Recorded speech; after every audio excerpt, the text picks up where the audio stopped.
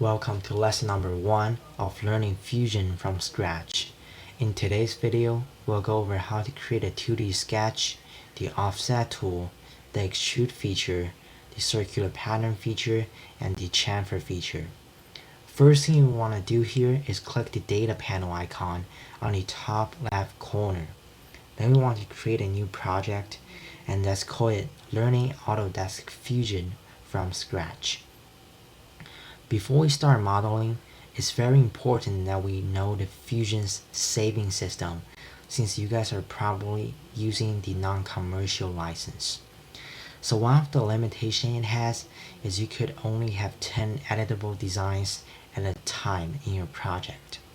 So this basically means every single design after 10 will be read-only. For example, here we have 10 designs in our project. If I try to create a new one here, it will say this document will be read-only. Now to solve this, just simply click one of your old designs and change them to read-only. This frees a slot for a new design. Last thing before you go into modeling is make sure we have the right unit. We want to go to Account Preferences at the top right corner, find Design under the Default Unit dropdown, and set the unit to millimeters.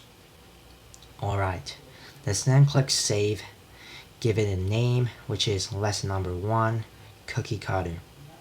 Set the location to the project we previously created and start modeling. I will start by creating a new component and name it Start Cookie Cutter. This keeps your workspace organized and easier to make changes later on. Next, click on Create Sketch and select the XY plane. From the Create dropdown, go to Polygon, select the Inscribed Polygon, and give it a radius of 25 millimeters. Hit Tab to switch the dimensions input. Next, change edge quantity from 6 to 5. Now we are going to draw a circle with a radius of 10 millimeters and set it as construction. This circle will be our reference for the circular pattern feature later. Now we are going to form the edges of the star.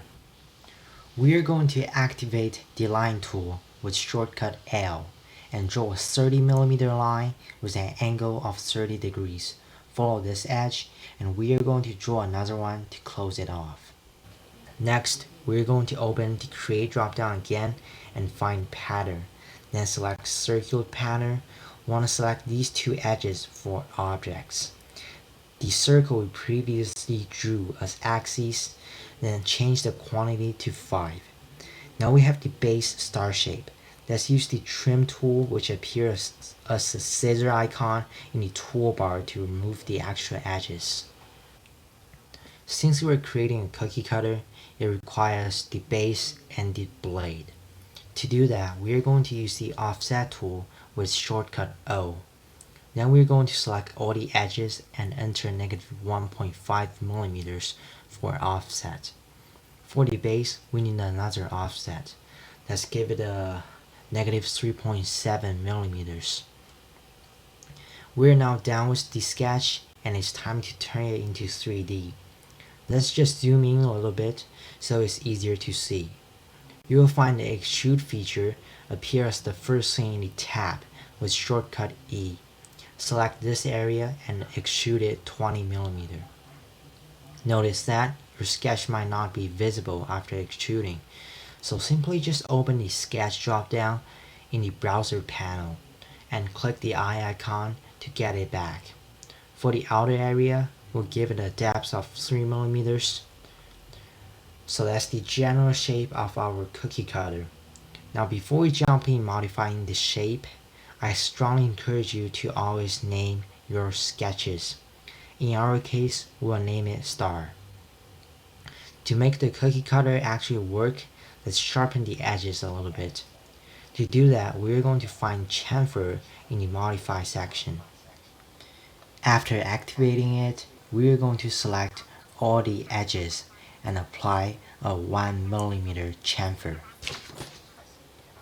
There you go with your cookie cutter. So that's the end of the lesson, and I will see you in the next one. which we will go over how to make a Lego lightsaber step by step.